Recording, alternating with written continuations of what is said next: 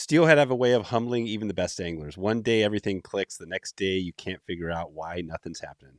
That's why conversations like this one today are so valuable. I recently sat down with Jeff Liskay for a deep dive into steelhead fly fishing, breaking down the best things and lessons he's learned from decades on the river. Jeff shares insights that can completely change the way you fish. This one turned into a really powerful conversation and presentation from Jeff, and this is part of the Fly Fishing Bootcamp. You can go to flyfishingbootcamp.com if you want to check out all the sessions from the live event this week. And if you get a chance, please leave a comment. Let me know your best steelhead tips down below, and subscribe and like this video to help us get to 4,000 subscribers.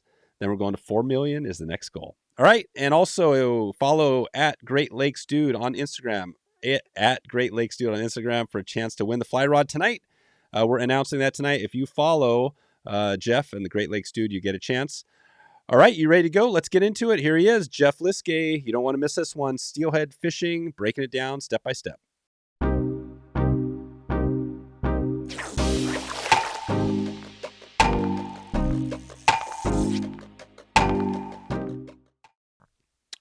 All right, welcome everyone. I'm here with Jeff Liskay. How you doing, Jeff? Doing great, Dave. How about yourself? Good. We're going to jump into a session. We're going to talk steelhead fishing. Your expertise. Obviously, you've for folks that know you, the Great Lakes Dude podcast. You've been doing that now for a while. Everything you have going, Great Lakes. But you're also traveling around. I know with steelhead all over the country. All over North America. But we're going to talk about that today. Today, we're going to get into a little on steelhead, and maybe I'll just let you describe kind of a little bit about what the presentation is going to look like today. Yeah, man, Dave. Way big thanks to for the invite to the boot camp. Pretty cool platform. But welcome everybody. I have my program. I'm going to call it closing the loop through a guide's eyes. This is my 54th year chasing hatchery and wild steelhead. And I think this program is pretty cool because it's going to be, everybody thinks there's some type of magic when it comes down to swung fly, right? It's the fly, it's the sing tip, it's the rod. The furthest thing from that would be that it's how to locate these silver devils, right? Mm-hmm. So my journey, started a long time ago in about 1973. And that's what wrecked me, was my first king salmon on my own with a homemade lure right on my local river here. So you can see at 66 now, I've changed a little bit. But my passion, Dave, is still there, though, believe it or not. Yeah. But, so let's talk a little bit about when you start to approach things. The playing field has changed since I've started and everybody else has started. And if you're just getting into the swung fly game, things have changed, right? The rivers change. There's, less fish and more anglers. Angling pressure is extremely high, even in some of the remote areas. The wild fish runs are impacted by habitat loss, bycatch, climate shift, whatever you want to call it. My weather has changed even the Great Lakes. I never used to be able to fish in January and February, and we've had some pretty mild winters on and off, except for, the winter of 2026. It's normal, but that was unheard of for years, Dave. It's crazy. And then we've had, when you rely on hatchery fish like us, when they don't stock or they miss a stocking because of COVID, the stock numbers are down. It's hard to find them, right? When you decide to do the swung fly game, I think what happens is that you don't get as much feedback as you would be if, you were throwing conventional gear. So sometimes we question it, but I think one of the key things that's really helped me out over the years is partnering with people that know more than I do, from mentors to fishing partners. And that's my fishing partners on the left. Probably not a really, really good choice. But the role model is Big Brian Niska from Skeena Spey, who we do our wet fly swing host trips with. He's getting his son introduced at an early age. So just going to take it from here. Don't go down the rabbit hole that I did with those partners. Nice. But So let's take the little mystery out of the swung fly game. We're going to chat BC, West Coast, Great Lakes, East Coast, trout spey, but it all boils down to like the venue, how to find the right spot in your venue that you're planning to fish. It's, the flies and the rods and everything. We'll chip chat, but it's how to find these darn things, right? And besides how to find them, it's like, why do I need spey? Why do I need to swing a fly? Do I need it? Obviously, yes. It's just way cool. Hmm. But I think it offers you another arrow in your quiver that you rely on with all different types of fishing, river fishing especially. Um, but there's other opportunities too, right? I got involved with it because my runoff rivers in the Great Lakes are pretty high and turbid, and I wanted to fish the higher flows and levels and gritty water rather than trying to, indicator fish with small nymphs and never catch a fish or so till the water's cleared, right? And then when I go to a strange venue, doesn't matter where it is, South America, British Columbia, Alaska, and I don't know the water, or if you don't know a watershed that is new to you, it's a great searching tool to cover the water to get a little bit of feedback of what the river's like and where the fish are lying, right? It's a bank to bank covering system, right? It's really good. The other is, as you get older, right, the less fatigue, right? Putnam will start talking about casting, but you're using two hands. You can use it for saltwater and freshwater overhead casting. You don't necessarily always have to swing flies, but this gear that you're going to buy to swing flies on rivers, you can also switch it over to other opportunities. I use it for smallmouth bass in the summertime. So there's lots of options there. Trout spey is taken off a little more than it has been. Depends, like you're up, Dave, you're going to Missouri and stuff, Missouri River. This is a really great tool with the smaller single hand rods with spey lines or whatever. But the swung fly presentations for trout spey is pretty fun. If you're tired of nymphing them up and if you don't have any dry fly opportunities, the swung fly deal is pretty cool. You can downsize. Swinging soft hackles is probably one of my favorite ways to fish for trout. I've caught trout, other ways, but I like the soft hackle with a scanty line, long leaders. It's just super fun way to catch trout, regardless if they're 6 inches or 2 footers, right? Yep. It's also in and around Michigan, in a lot of the bigger trout rivers, we fish the higher waters. You have fished the melt off up in the Rockies with big weighted trout streamers, right? And these trout spays are really good for strip swing, right? Russ Madden's, up in my geographic area in Michigan, Russ Madden's famous circus peanuts and all the giant flies that are hard to cast. It makes it really pleasurable when you have a trout spey rod to strip swing those. You can see those, gaudy colors when the water's up, or just to attract some of the larger predators, in the river, the big browns and stuff. So let's talk a little bit about, we get asked a lot of questions, Dave does, and we are doing the podcast about rods and everything Hmm. else. I'm going to make it super short. The On the left, you got a click and pawl reel, which is super fun. They do not have any drag system on them. I wouldn't recommend it for a beginner. I really do like it. Then you have the seal drags, and then you have the drag systems on the right hand type reels.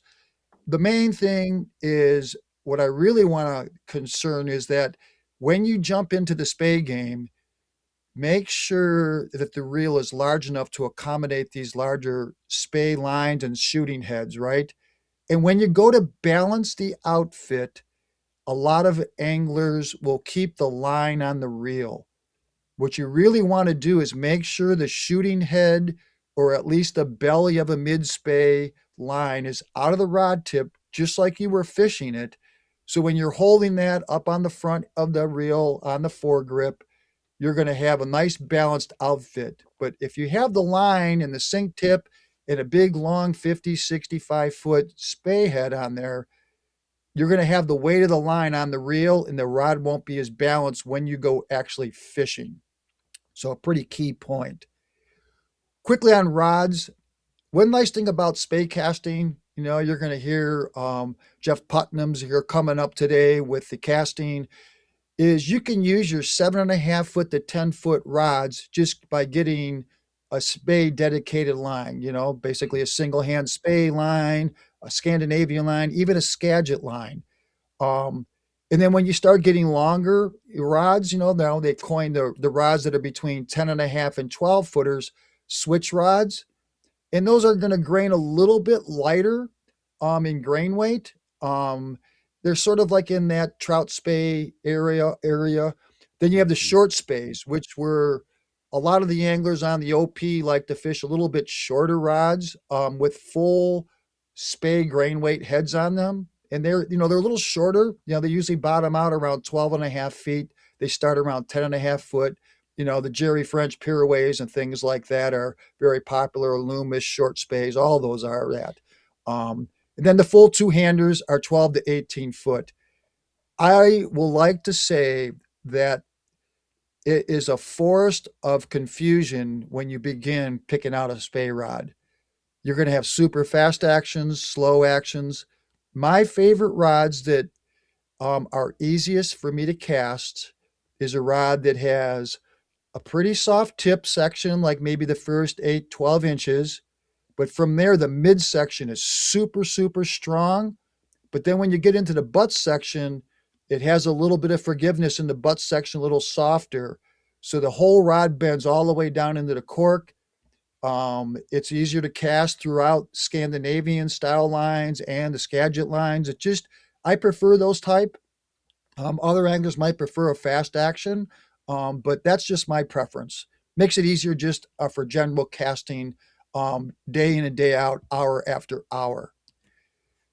So I think the magic, everybody thinks the silver bullet is the sink tip, right? And we'll talk a little bit about how to choose the sink tips. But I really want to touch really quickly when it comes down to the swung fly thing is sink tips. This is the essay. Then we have going to talk a little bit about the Rios. I think the key thing is comparing the length of sink tip that you're going to put on the end of your Skagit line, not on the end of a Scandinavian line, um, is just as important as the sink rate because of the casting ratio. So, rule of thumb, 8 foot sink tips are used for rods that are basically 9 feet and under. You could put it on a 10-foot rod if you wanted, like a 10-foot steelhead rod. But generally speaking, I say from 9 foot rods and under, you use an 8 footer. For 10 foot rods, up to 12 foot rods, I use the 10 foot sink tips. And then all rods that you have for 12 foot and over, usually a 12 foot sink tip is going to cast and give you a nice line stick, a nice, something to pull against on your D loop. Could you put a 10 footer on a 12, 13, 14 foot rod? Absolutely. But you'll notice that if you're a really big angler, tall angler, that that 10 foot tip might be a little bit short on a 14 foot rod. So play around a little bit, but that's just a little bit of intel. And then if you look down the sink rates, right? I think the sink rate, as we talk about choosing the sink rate, I think you have to have most of the sink rates in your little quiver of arsenal for rigging, right? Everybody says, oh, I only want one sink tip or two. But in reality, you need to be able to cover the water column from the top of the water column for summer run, dry fly fishing, wet fly fishing, all the way down to a sink 7, sink 8, and then even weighted straight T material, which we'll talk next. Um, just to go on record, if you have a Skagit line, you always need to put a tip on it. So if you have a Skagit line and you plan on swinging flies, you need to put a floating tip on the ends of the Skagit line. You cannot attach the mono directly to the Skagit head. You can attach the mono to a Scandi head, but not a Skagit head. Let's talk a little bit about T material and the Rio's mo tips. Um, Level T material is level. It's a tungsten impregnated. The letter T is for tungsten, and then the number behind it is what it weighs per foot. Obviously, you can see that on the top there, you'll see T8 through T24. Well, the heavier, more grains it is, the thicker it is, and the heavier it gets down. So T8 would be for smaller streams, most light duty work in close to shore, 3 to 4 feet deep max, moderate speeds, where T22 is going to go on the end of a triple density Skagit head swinging for king salmons in Alaska or BC or something like that if they ever open up the season. The lengths are about the same, right? You can cut them shorter than 10 foot, but generally 10 footers, 12 and a half, and 15 footers. More popular are the 10 and 12 and a half footers. 15 footers are sort of going to the wayside, but they're still around for some of the brands. Um, when you look at the Rio system, they go from straight T material on the bottom from T8 to T11, T14, and T17. And then they also have the float sink combinations. They all work. We'll talk a little bit about which one to choose as we dig down into this presentation, but I I would say as a general rule of thumb, stick with one brand or another brand. It doesn't matter if it's Airflow has great tips, Rio has great tips, SA has great tips. Stick within the family of brand and get their entire selection or at least 4 good picks out of their selection, rather than jumping around from brand to brand because they're all great. There is no bad sink tip on the market or bad brand. Sonar leaders and Versa leaders and Airflow's compact leaders, those are tapered, tungsten impregnated leaders that sink. They can be attached to your standard weight forward floating line. They can be attached to a Scandinavian line because they're much thinner. They have a taper to allow that energy density to roll over. Um, you can put those on Skagit heads, and they have different sink rates too. They even have floating ones. The thing about leaders compared to tips, because they're tapered, as you can see on the bottom right schematics there, is that they lose payload turnover. So they're not really good at throwing big bulk weighted flies like a level sink tip material is, or actually a Skagit tip, right? But they have their places, great for wet flies, great for small flies, great for Scandi tube flies. And they come in multiple different lengths. So that would be your choice for smaller venues, not getting down as deep, wet flies and things like that. Leaders, I don't think there's a bad leader brand company out there. What I want to emphasize is cross check your diameters, right? Um, Maxima has been a long and tried, true, proven tippet material, leader material. So, all the brands from Airflow to Rio to Scientific Anglers. But if you notice, the diameter changes. For instance, we'll compare fluorocarbon, saltwater fluorocarbon, 20 pound is 13 thousandths. And if you go over to airflow, it's looking like, I'll put my glasses on here, airflow is at 15 thousandths for 15 pound. So you can see that diameter, it's all about how thick it is. That's going to give you the abrasion resistance. It's going to give you the durability of one of those giant silverfish happens to go downstream and then button hooks around a rock and heads up past you jumping. You just want to have the right diameter to make sure you don't lose that fish. Remember, the swung fly presentation most of the time for steelhead, you don't necessarily have to worry about them seeing it. Trout, spey, smaller flies, of course you do, but generally speaking, for steelhead, we don't as concerned. My go-to is I don't go any lighter than 12 pound.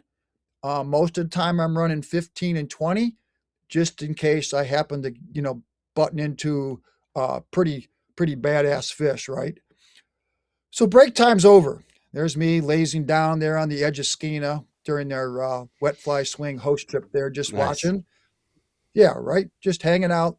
I think watching somebody else catch or hook their first steelhead on a swung fly is way more important to me than actually me catching one myself anymore. So let's talk a little bit about, we're not going to talk about the cast itself, but we'll talk about the two styles. The fixed anchor cast, Skagit casting, it's adhered to the water a lot. The rod is loaded continuously through the cast, but it allows us to have a large payload system that propels big weighted flies if necessary, allows us to shoot those Skagit heads out. It works really well for my little venue. And all over where I go, my preferred, generally speaking, is a Skagit head. It's a great fishing tool. But take a look here. You'll see one move, two moves, D loop, and out she goes. So a fixed anchor waterborne cast, there's two drawbacks. You have to perform a cast to make a cast. And because the line is adhered and uses the tension of the water to load the rod throughout the cast, it's fairly noisy. So if you got a clear water venue, Atlantic salmon anglers really prefer the next style of cast, a touch and go. They prefer overhead casting, but and it's slower too, right? So the next cast is called the kiss and go cast, touch and go cast, which are your snake rolls. They're going to be your single spays, and you're going to notice that you don't have to make a cast to perform a cast, and it's a lot quieter. And if you think about the speed of going down a run, you can go down the run at least a third to half as quick by doing a touch and go cast. This is a snake roll cast. Lift, out she goes, touch, and out it goes. Bang, just like that. So it's a speed and efficiency. It's quiet. And if you line your Skagit heads and your sink tips right, I have seen my mentors snake roll and touch and go casts and single spay casts with sink tips and even triple density lines. So it is possible. You might not want to call it kiss or touch and go. It might be a crash and go, but it still works really, really well. So now let's get into the nuts and bolts of this whole presentation of, like, this swung fly. How do I catch them? I have the rules of three. You evaluate, you're going to execute, and then you're going to adjust. The first part of evaluating is where to start. That is the hardest thing any beginner angler, and even veteran anglers like myself, is what river, what section of the river. I think you have to ask yourself, how many fish are around? If you're trout speying, it's a high density of fish. If you're fishing for steelhead, especially wild steelhead, there are going to be more times than not that the fish are not even in front of you, so to get a grab. So you have to locate them. So expectations have to be set so you can plan your day accordingly in what you can expect out of that river system when you go fishing. What to use? I think we'll talk a little bit about that. What, as far as the flies and the sink tips, how do you get down into their zone? And then what to do next. So it could be as simple as, like, the wind comes up and your casting's falling apart. You need to adjust. It could be as simple as saying, I always tell myself when it comes down to execute is, did I fish that cast well? Right? We always joke each other when you go down the run first and you don't get a fish, and then your co-angler partner comes in behind you and catches a fish and he picks your pocket. Of course, that's what we call. That probably tells you that even if you had the same fly on, you didn't fish a few casts well. So always think about fishing every cast well and not falling asleep at the stick. I would say as you move forward and you start to execute and look where steelhead lie and where they call home, your eyes are the most important tool I have. It tells me how to read the water. It tells me how my cast was. It tells me my backdrop. It's your anchor when you make a cast. You can call that your golf tee. What, right? You got to watch that. And then for me, when the water venues are clear and the fish numbers are low, I float until I see steelhead. This fall was extremely tough in British Columbia on a lot of the rivers, and I floated until I actually saw one or two fish. I pulled over, let them rest, and then actually fished for them because I could see that there were no fish in the run. So it just eyes are always good. As the river coming up, is the river coming down, things like that. So here's a couple of our friends. The one on the left here is a good friend of mine that goes to the lodges with us, Chris. And then you've got Adrian and Mike. Those are going to be your two prime BC guides that guided the Skeena Spey, Brian Niska's place. That's a client that they had out. But I want to talk a little bit about fish strains and what to expect out of them, right?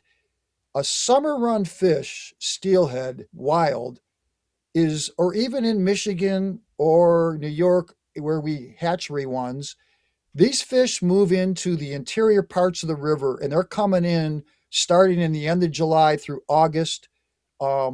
So these fish have to go a long way. The water temperatures are up. They're very aggressive. Spring fish are coming in. The water's cold. It could be a little lethargic, but they don't run up our river systems as far. Even in the Great Lakes, my home river, spring fish run up. They get in the boom boom room. They try spawning and they drop out. Winter fish, on the other hand, out in the Olympic Peninsula, even my home rivers on the Great Lakes in Michigan and New York, these fish come in right around the end of Thanksgiving, beginning of January. They start coming in, and they spawn in the spring. But because they come in the winter, the water temperatures are down a lot of times, right? So they're not quite jacked up like a summer run fish.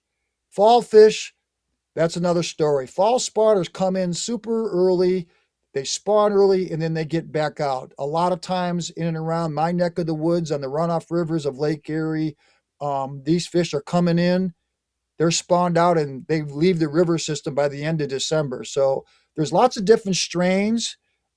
Each one has their own characteristic. Some are a little more grabby than others, but it's nice to know. So let's locate these things, right?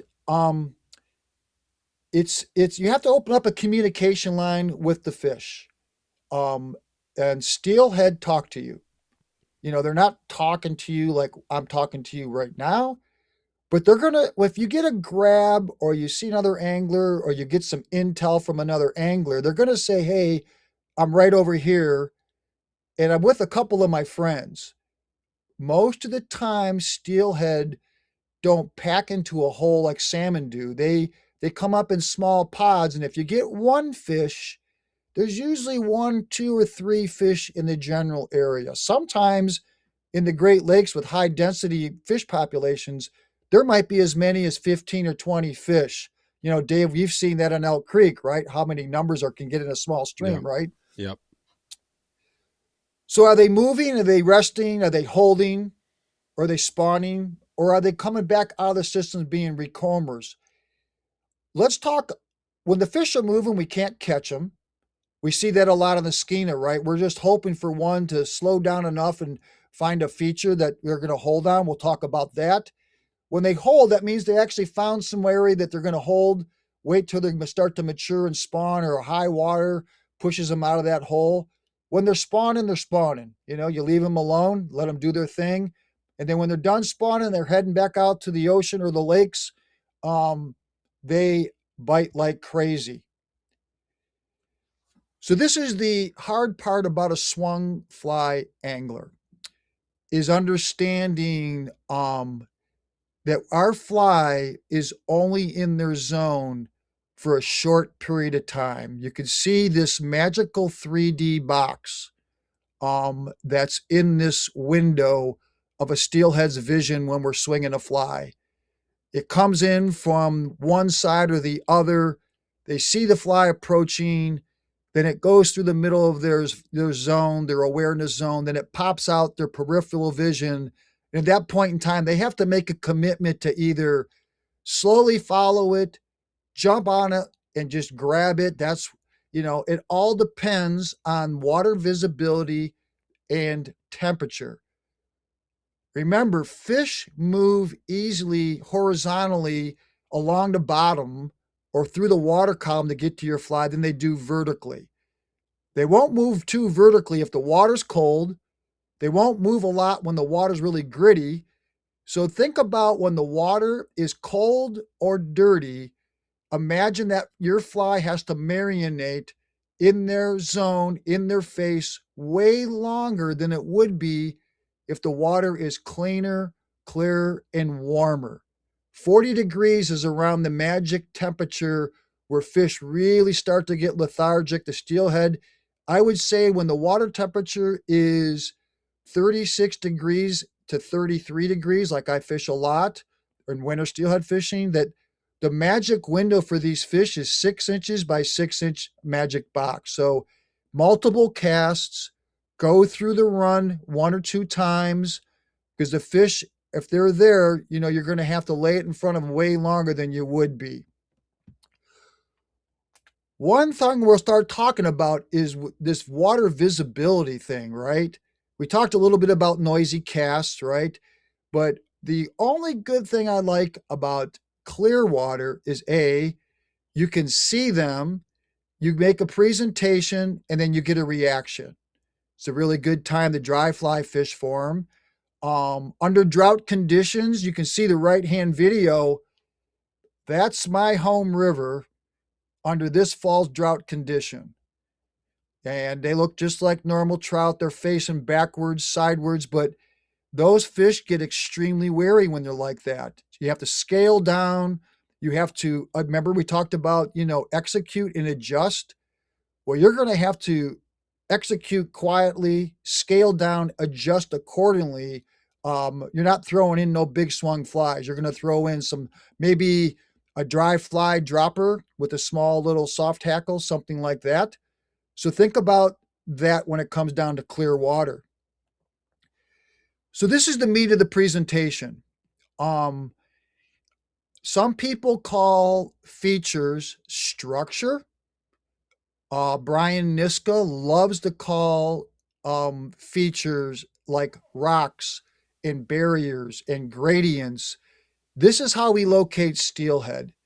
You can see that left-hand screen slide there is a small little waterfalls in one of my home rivers that slows fish down, right?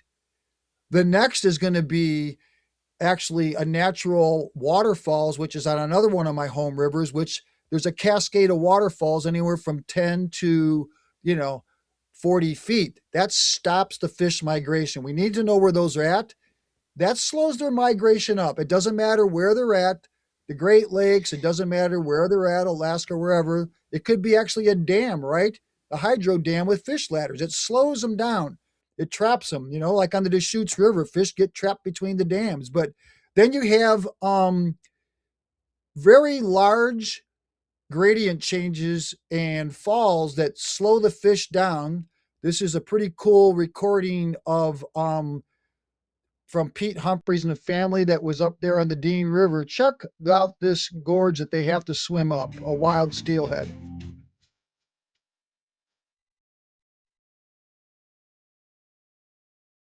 This is the lower Dean River here.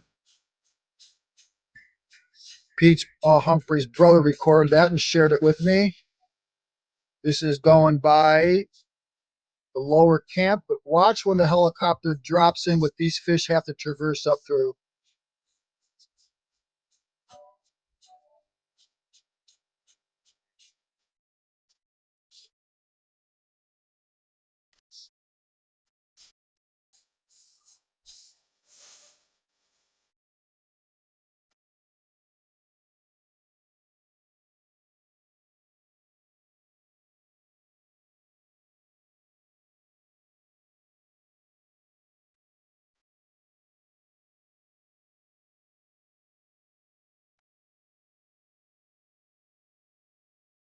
So I was pretty blessed to fish the Dean this summer, and they had a little experiment by radio tracking Steelhead through Jeff Hickman's lodge and the upper lodges, and to traverse that, a wild fish, they figured it was about a week to get through that. Pretty amazing that they even got through it, but it took them a week to traverse through that on an average.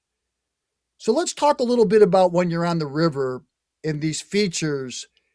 Um, and we're not talking about steelhead fishing is not like where you're fishing in front of a large quantity of fish. I want you to think as a hunter. I want you to think of one fish at a time. I want you to think about a fish that could be holding, a fish that could be migrating up a river, going to its natal way upstream river, especially summer runs, something that holds these fish to creates different features. So, like a big rock. If you see a rock that's way out of your casting range and you feel that you're safe to wade, do not be afraid to step out, fish more aggressively in your wade line, and make a few casts by one rock. It could be sticking out of the water like this one. It could be sticking below the water surface, making that nice little boil that we always see. But those features need to be fished one at a time. And they're only going to hold one fish, but never really think about a steelhead laying directly behind the rock. They're going to be right in the front of it where the deepest part is, where the wash is on the side of it. And if they're behind it, they're going to be behind it where the two currents converge. So fish that, swing your fly. That to fish one rock, it'll probably take you at least 6 good casts to fish one good rock feature. Some's going to be on the outside, some's going to be in the front of it, one's going to swing on the inside of it, different casting angles, one behind it. So make sure you fish each feature very well. Might even have to change your sink tip to a lighter sink tip where you don't get snagged, but this is where the adjustment comes in. So the river surface, is going to tell you a story, right? Current changes and things like this. This is the wet fly swing. When we do the host trips with Brian Niska, Dave is Yep. generous enough to let me host that trip. So that's the lower skeena there, and Dave's been on that trip too. Trying to read that water is pretty amazing, right? The features change. Um, and sometimes it doesn't look like the fish are there. So I scaled things down in all rivers. This includes trout rivers and everything else. Is that the third stage of features are features that you can't see, right? And that stories of the water surface tells you what's going on below. If you take a little look, I animated those little piles of rocks out there with a few fish behind it. I think this is where hiring a guide that's intimate with their water is really helpful. Especially even in my small little rivers that I guide. Um, if I sit in a spot that looks like this, it's pretty broad. You could take a long time swinging your fly all through it. But if you look at little unique characteristics, current speed changes, maybe a slight little bit of disturbance on the water, concentrate on those areas, those hidden structures. Sometimes they're easy to spot, sometimes others. So find those sweet spots. We call it the spot on the spot. Um, and concentrate on those areas more than just blind casting. Generally speaking, for a beginner swung fly, you want to fish the heads of the runs and the tail outs and sort of leave the guts of the runs alone because it's just so much water to try to cover that it's pretty hard to get one out of the gut, especially on really large river systems. My little river system's super easy. You can push through them really quickly. So, besides hidden structures under the water, I think we need to understand that features create causes of current speed changes. It's invisible structure. Just like a thermocline on a lake, like stillwater trout fishing, just like out in the big Great Lakes or the oceans, there's thermoclines that the fish like. Well, this change of invisible structure is if the water is colder, the fish are going to have to use slower water. Like if you look on the red line near the bank, then the green line might be when the water is going to be a little bit warmer. And then the white line is if the water's pretty warm, getting up into the mid 50s, going into the low 60s. These fish will be laying out in that faster current. I call it, the three different lines. I call it, depending on the water clarity. If the fish or the water's clear, the fish might even be a little bit more to the middle of the river because the river is down lower. So think about where they're at. I will say that majority of some of my largest steelhead were out in that next layer of faster current than the mid-sized steelhead. Those fish are like the size of small Chinooks, and those fish could get right inside and hunker down in a much more aggressive current. So that's sort of the way I break it down, but let's break it down to another. So being blessed to hang around Brian Niska at the lodge and stuff, and I'm sure you listened to his podcast. If you haven't, tune in to the Wet Fly Swing for Brian Niska's versions of it. He calls it reading the color of the water. So the way he interprets changes of current speeds, he calls it color. Basically, like you want to keep your fly in the magic zone of the right color, right? So if you look there in that course of that day there, if you made a cast out into the red water way out there and make a bombing cast, you probably weren't going to catch fish. And as you swung down towards that green water where the fast and slow met, could be a few features there. If you notice way down there at the end of the green is a rock. So that's probably going to be the best water to keep your fly in. And then the yellow water, at that point in time, there were no fish in and around the yellow water because the water might have been lower and they were out in the green water. So think about marinating your fly in the best water, keeping it there as long as you can by your wade line, by your casting angle, by your sink tip depth, choosing that, and we'll talk a little bit about it. So keep it in the right color, right? So how deep do you wade, right? I think one thing I see everybody do is I think they just wade too darn deep a lot of times, right? Some of the British Columbia and Alaska streams and the West Coast streams, it's like Jesus standing on water. You're only standing in ankle deep water because the fish could be right against the bank. So you want to make sure that you present that fly right to the bank, right into the dirt, right? If you're fishing with an angling partner, maybe two or three of you, it's always good to have one angler start close to the bank, another angler step out, and then the next angler step even deeper and fish as deep as I'm fishing there, right? That's one of my larger home rivers. That's super deep pool there. And I had to wade deep because it was wintertime and those fish were laying out in the frog water and I wanted to hang out there. On the right, it's very popular in Michigan on the larger rivers to fish and swing flies from a boat. Even in Alaska, when we swing for the big rainbows, we actually spey cast from the boat and we are allowed to position the boat to our wade line on really large rivers because they're too large and you actually have to break them up. A lot of the rivers you can't fish from a boat. So, you have to check your regulations. So this is a great slide to reinforce Brian Niska's theory and my theory of how to catch fish with the colored water. So if we're swinging a fly, our fly is going to progress down across the stream grain on the yellow lines. We are going to be wading along the bank. And if you notice how I have it gridded off, so the grids are that magical 3D box. So if I'm going to step down through a run and the water is cold, I'm only going to step down and make my yellow marks much closer, maybe one step at a time. If the water's dirty, I'm going to make a little step, like one step. If the water's warmer or cleaner, I might take as many as 3 or 4 steps before I make my next cast.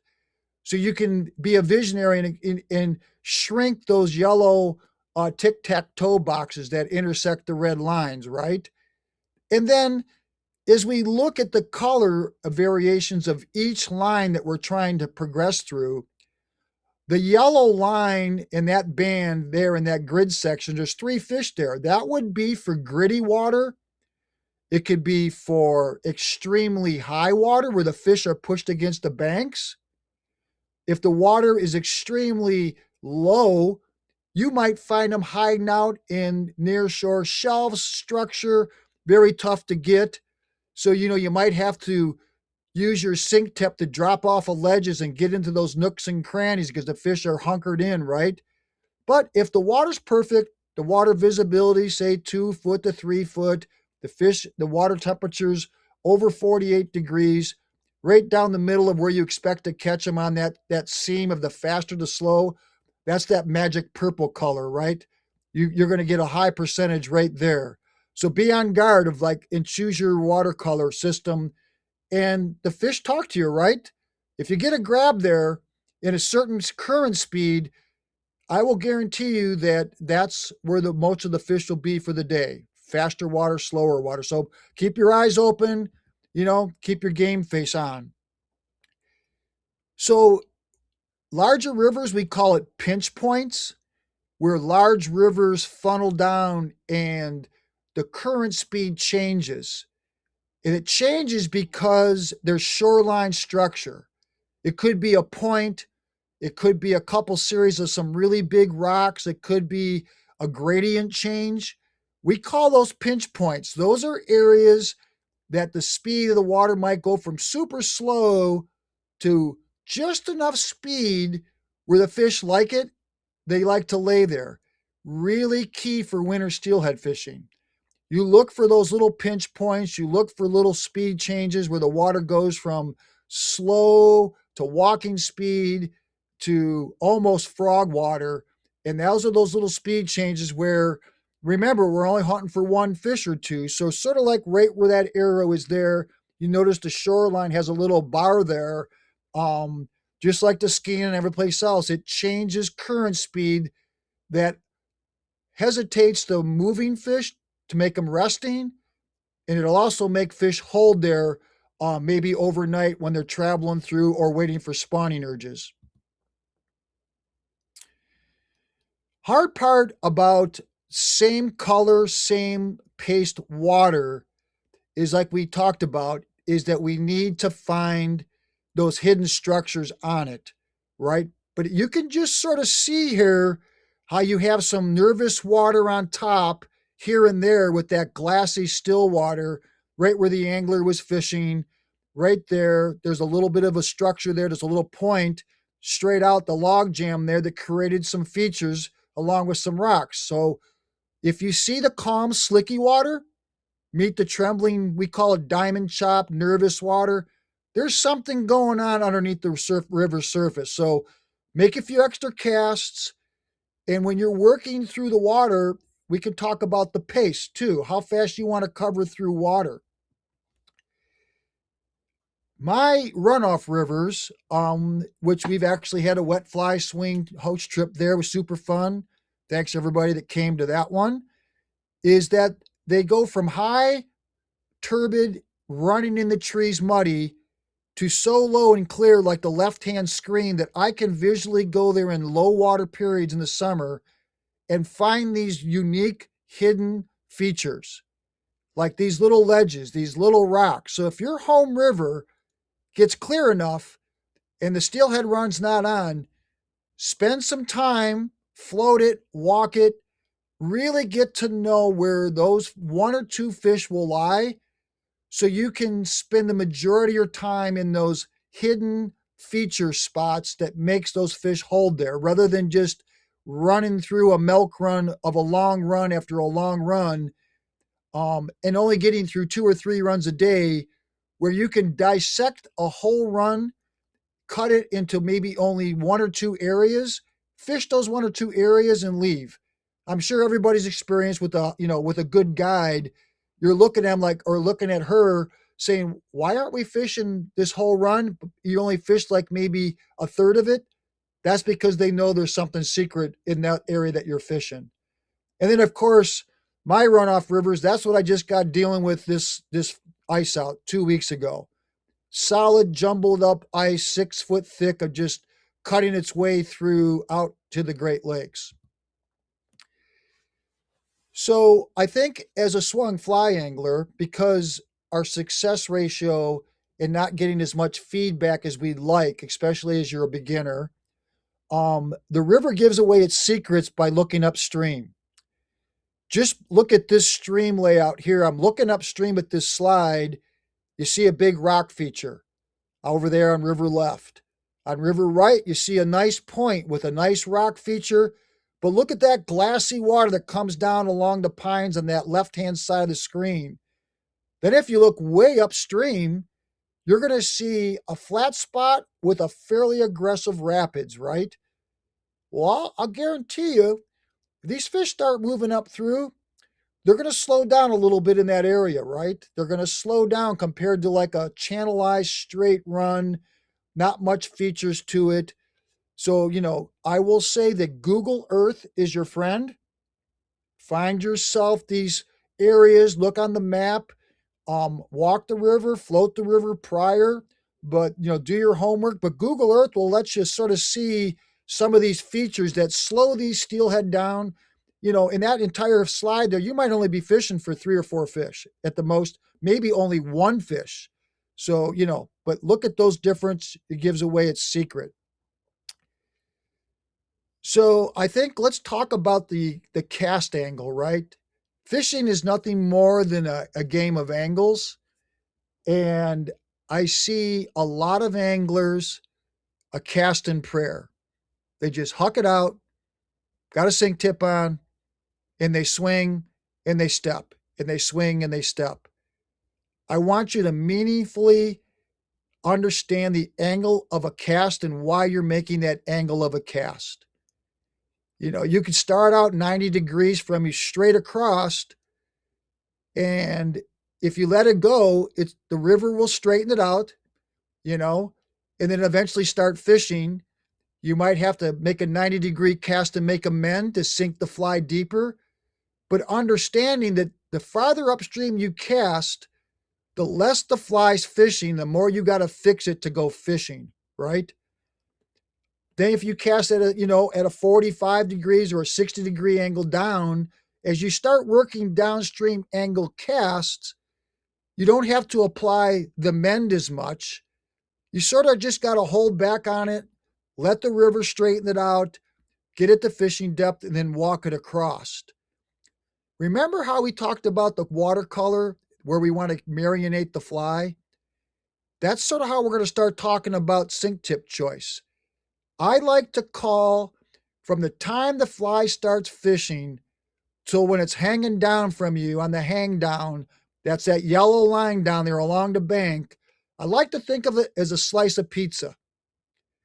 And that slice of pizza, when that fly is swinging magically through the water column, I like to think of it like, where am I at for depth-wise? And where do I expect the grab are going to come from, where water temperature and water current speed?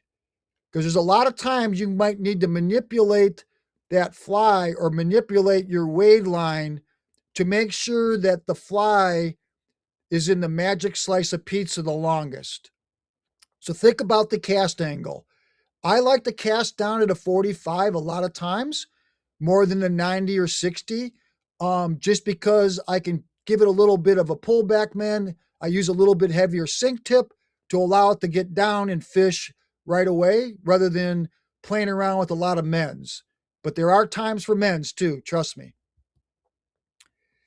When you let things set up, I think that the first mistake that a lot of swung fly anglers make is that you cast, you stop the rod nice and high, the loop forms, the cast going out, and you follow through and drop the rod tip immediately, which allows the fly, spey line, Skagit, Scandi, or whatever, it automatically hits the line and starts fishing. And then if you need to do any manipulations, and a mend is nothing more than a fix. So then you got to mend it. I want you to consider a nice stop, let the loop form, and then sort of let the rod a little higher position. When the fly turns over and hits at the distance of your cast, hold the rod up and feed it into the water column. As the sink tip is basically sinking down, it's going to allow it to get to fishing depth. Then you're going to set it up. The river will fix it. You sort of hold it. That nice little arc, that nice little bow will form, and it starts swinging very, very slowly, right? Now, if you're dry fly fishing or wet fly fishing, a lot of times, like Atlantic salmon fishing, you're going to throw it out there. It's going to hit the water, and you want a nice, as you notice these different presentations of your fly line, those arcs, you're going to want a nice big chase. You want a fly that chases fast. You want maybe a dry fly that's skittering across the top of the water. You want a wet fly that's really cooking, right? A fast chase. So water temperature, species, timing of the year, play around with your swing speed. Try to marinate it as slow as you can. Try to speed it up with no mends. If there's no other anglers trying to fish your water and you're by yourself, make a couple different mends, make a couple different speed change presentations if you think you're in a hot spot, right, or a good spot. One thing I would like to emphasize is that if you're going to put a mend in a line, and it's a nice, meaningful spey mend, where you're not just doing a half a trout mend, mending half the line. I'm talking about a meaningful, big pullback mend or a hold back where you're holding back on that sink tip, getting that tip, the front portion of the tip where it connects to your Skagit head upstream and then letting it sink down, is that you have to overcast the projected area of where you're going to get a grab. So meaning that when you cast out, if you cast where you think you're going to get a fish and make a mend, the fly gets pulled closer to you right away. So you really want to be able to overcast your target of the expectations of where a fish will be, do the pullback mend, follow through with a nice high, sink it in there with a rod tip going from high to low, get that fly down and start fishing ASAP. So it could be 2 foot deep or 8 foot deep, but that's one way to do it. Is remember, overcast when you make big mends to keep you out in the fish zone if you plan on it. So this is nothing to do with swinging flies, but I think it taught me a lot. I use a lot of this live scope imaging for my big water guiding, and it taught me a lot about how fish will not move to your fly, and this keeping your fly in the right color zone makes it so tough for a swung fly angler when the fish are not real grabby or it's dirty. So you're going to see that basically that little round red oval there, you're going to see that little round blob. That is actually the fly. And watch how little movement there is, because the cast before, the fish barely didn't even chase it because we were stripping it in. But watch this. There's a big fish chasing it. Look at the size of that. We're fishing for lake trout and steelhead there. Big fish chasing it. Here comes another fish. Come by, coming up, coming up, coming up. Just barely missed it. So that fly was basically, we were just twitching it and moving it very so slowly right along. That's 10 foot deep.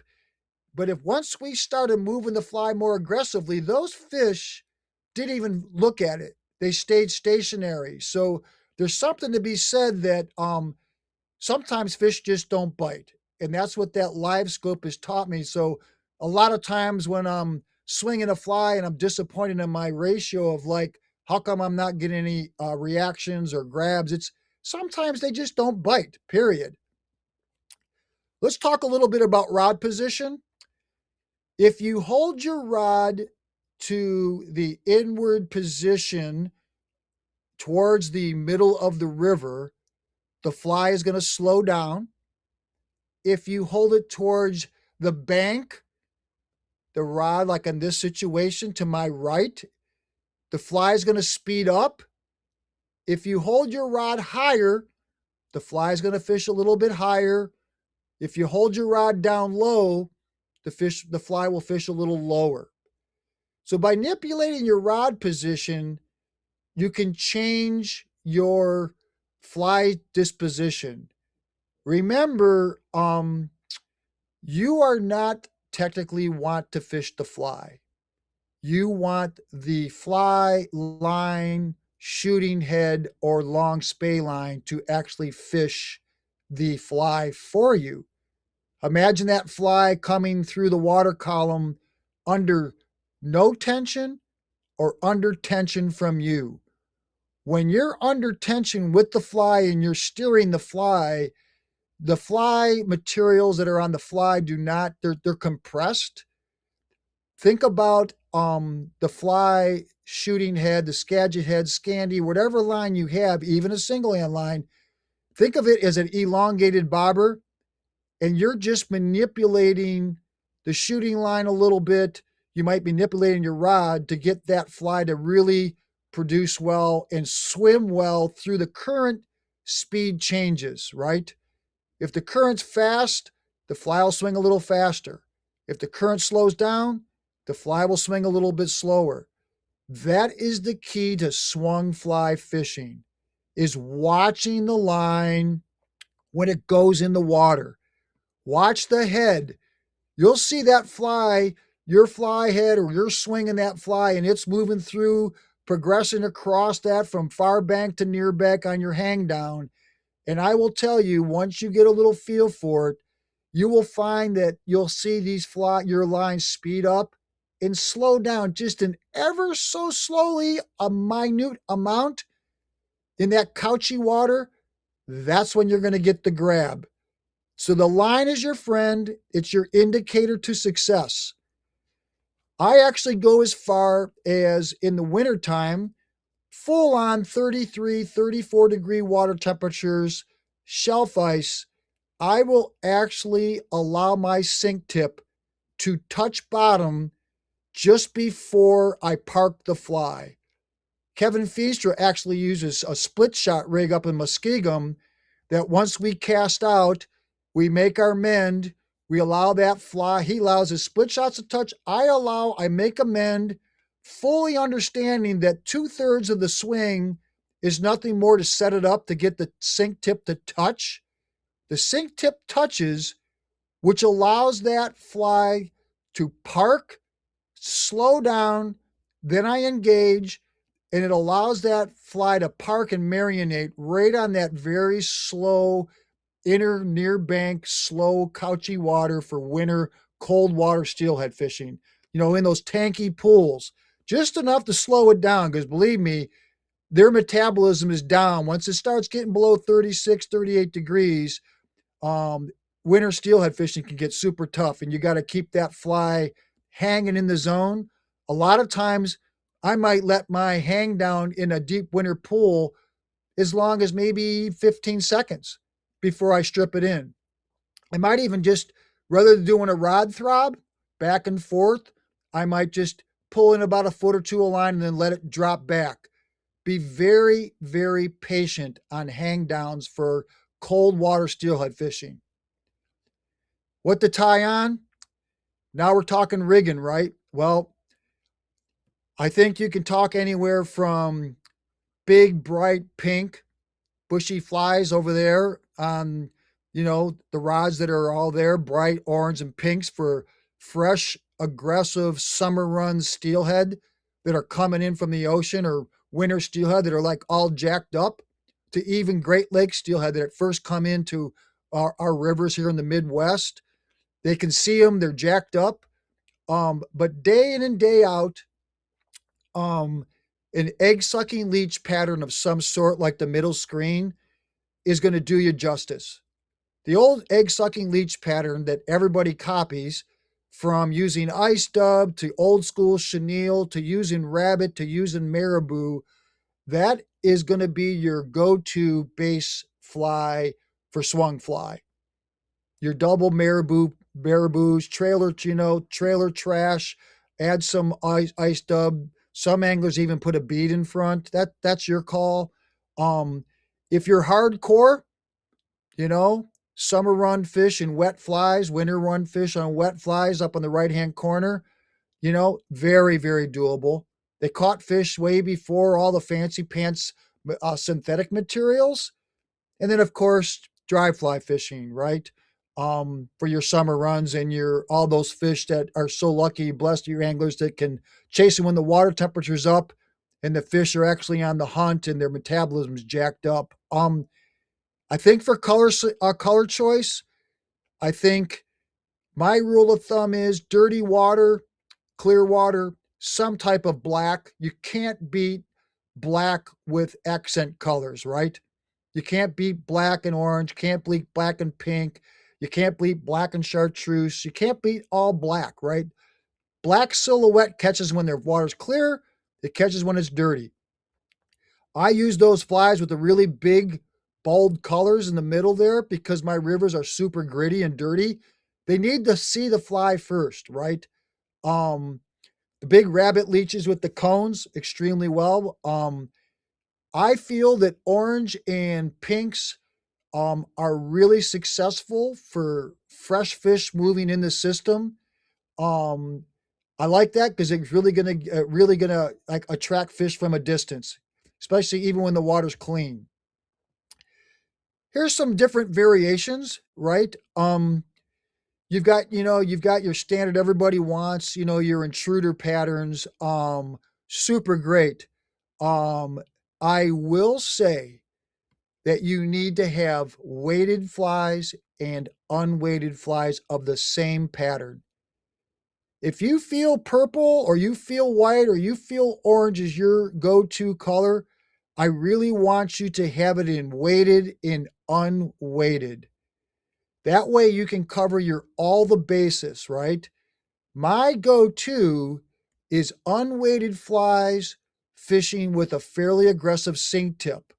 Like you'll see here, in the middle slide here, right in here, egg sucking leech pattern. That's one of my go-tos. Nice big hot spot, chartreuse front, but it's unweighted tube flies that if I had a cone on it, it would probably get snagged up in my shale-based runoff rivers, right?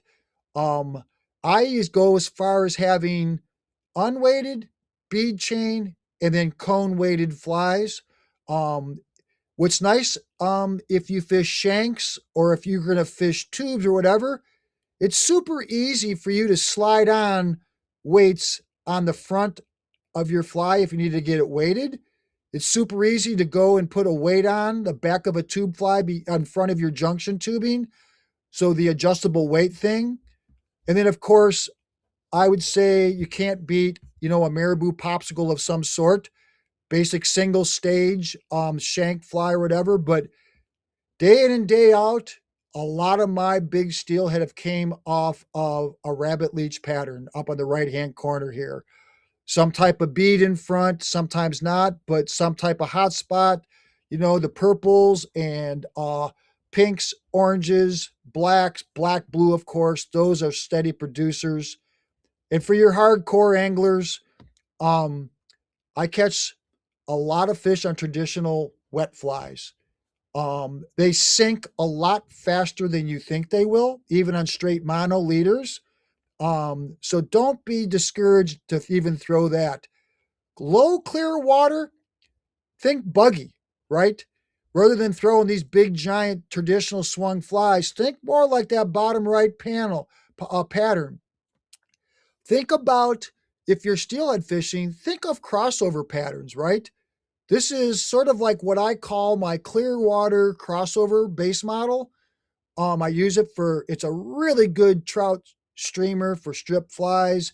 It casts easy and it's a super effective low clear water steelhead.